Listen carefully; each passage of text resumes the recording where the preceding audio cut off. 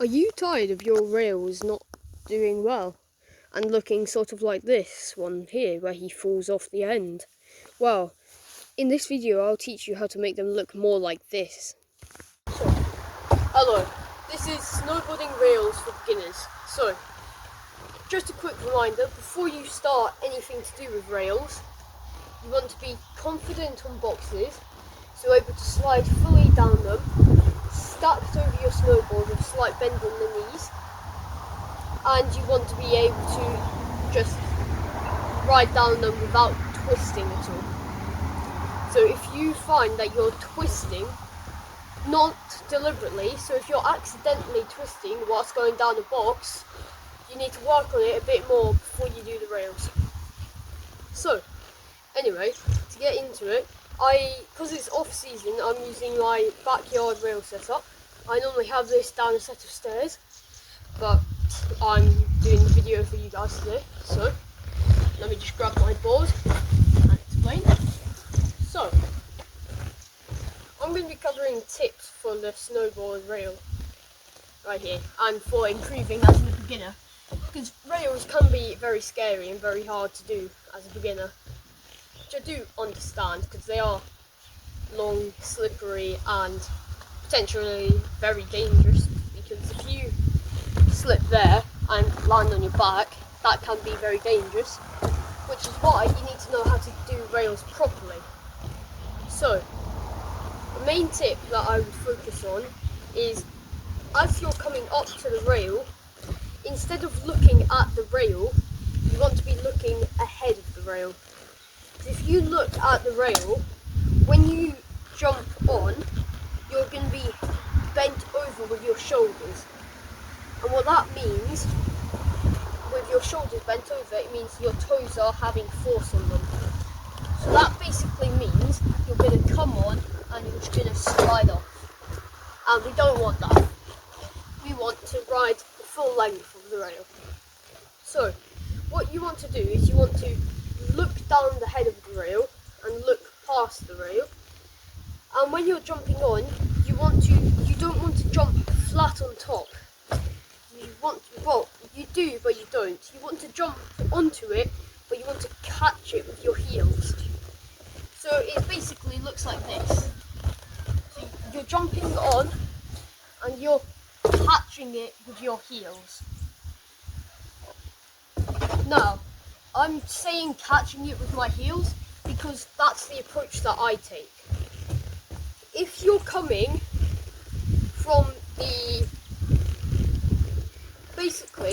if you're jumping forward onto the rail, you want to be catching it with your heels. So by jump forward, I mean, because I'm standing here, I'm going to jump forward to get onto the rail. If I'm coming at it from this side, I'd be jumping backwards to get onto the rail. But I find that is much harder to do as a beginner, jumping backwards. So, when you're jumping forwards, no matter if you're this way, going down right-footed, or going down left-footed, you're going to be catching it with your heels, if that makes sense to you. I hope it does. The second tip that I've got is, along with looking down, when you get onto it, you don't want to be really stiff, because then you've got no control over it.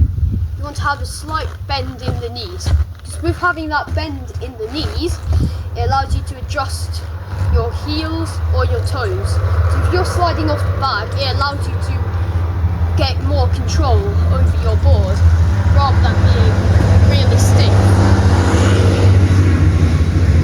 Sorry for that, a tractor just passed my house.